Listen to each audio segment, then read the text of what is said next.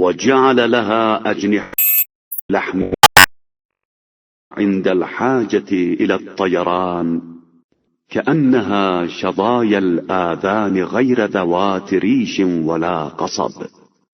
اور پھر اس کے لیے ایسے گوشت کے پر بنا دیے ہیں جن کے ذریعے وقت ضرورت پرواز بھی کر سکتی ہے، گویا کہ یہ کان کی لویں ہیں جن میں نہ پر ہیں اور نہ کریاں.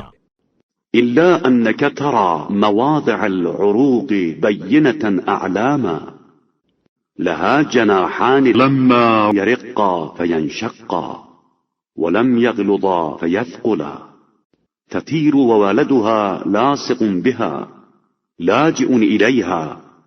مگر اس کے باوجود تم دیکھو گے کہ رگوں کی جگہوں کے نشانات بالکل واضح ہیں، اور اس کے ایسے دو پر بن گئے ہیں جو نہ اتنے باریک اور پتلے ہیں کہ پھٹ جائیں، اور نہ اتنے غلیظ و تمیز ہیں کہ پرواز میں زحمت ہو.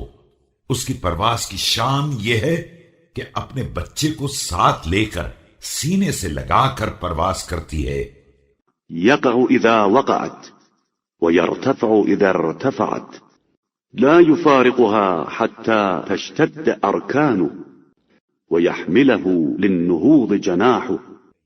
جب نیچے اترتی ہے تو بچہ ساتھ ہوتا ہے، اور جب اوپر اڑتی ہے تو بھی بچہ ہمراہ ہوتا ہے، اور اس وقت تک اس سے الگ نہیں ہوتا ہے جب تک اس کے اعضاء مضبوط نہ ہو جائیں اور اس کے پر اس کا بوجھ اٹھانے کے قابل نہ ہو جائیں. ويعرف مذاهب عيشه ومصالح نفسه فسبحان البارئ لكل شيء على غير مثال خلا من غيره. اور وہ اپنے رزق کے راستوں اور مصلحتوں کو خود پہچان نہ لے، پاک و بے نیاز ہے وہ ہر شے کا پیدا کرنے والا، جس نے کسی ایسی مثال کا سہارا نہیں لیا جو کسی دوسرے سے حاصل کی گئی ہو.